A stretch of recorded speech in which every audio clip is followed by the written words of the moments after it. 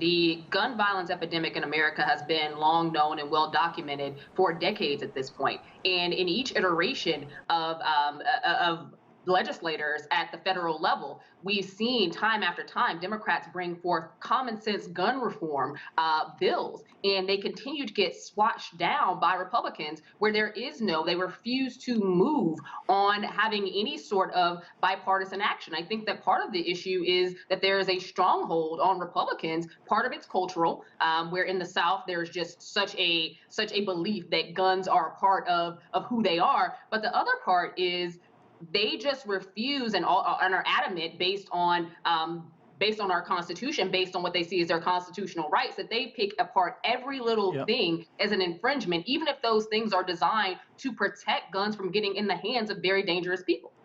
So often the mass shooting problem, which is separate from gun violence, is a psychological problem, and there have been many red flags that these individuals pose a danger and a violence to themselves and their communities.